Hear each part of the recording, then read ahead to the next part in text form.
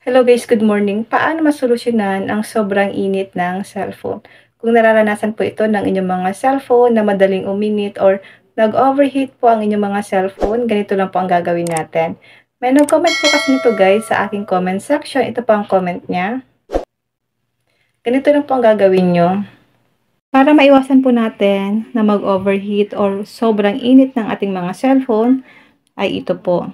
Kapag malakas po ang brightness ng ating mga cellphone, malakas din po siya na mag-consume ng battery, kaya yun yung nagko-cause kung bakit po umiinit ang ating phone. Bawa ito, ayan guys, tinaan nyo lang po ang brightness ng inyong cellphone para hindi po siya mag-consume ng battery at hindi po madaling uminit ang mga phone natin. Kaya po meron tayong dalawang klase ng mode dito sa phone natin, yung light mode then yung dark mode. I suggest na magandang gamitin dito ay yung dark mode. Lalo na po sa mga application na madalas natin ginagamit.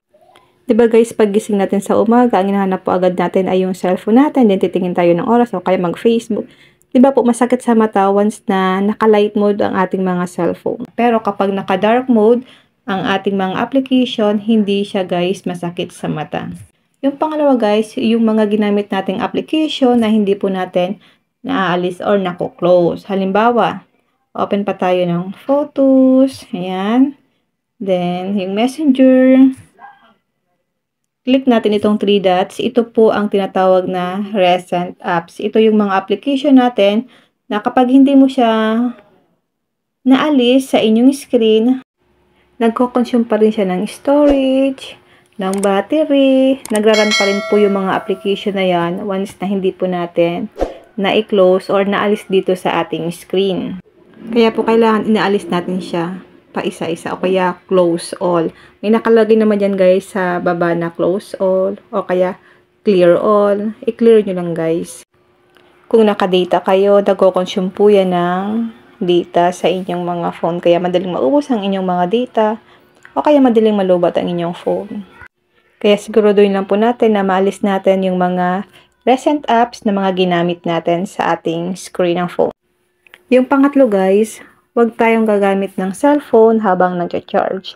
Halimbawa, nag-charge ka kasi nalubat ang inyong phone, then i-open mo para gamitin mo. Huwag niyo pong sanayin yun na ginagamit natin ang ating mga cellphone na naka-charge. Kasi yan po ang nakakasira ng ating phone.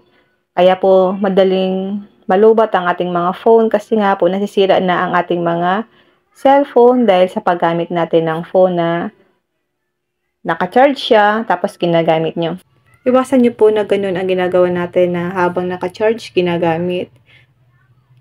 Yun din po ang nagkukos kung bakit umiinit po ang ating mga phone dahil nga po sa hindi pa nga siya full charge, ginagamit nyo na.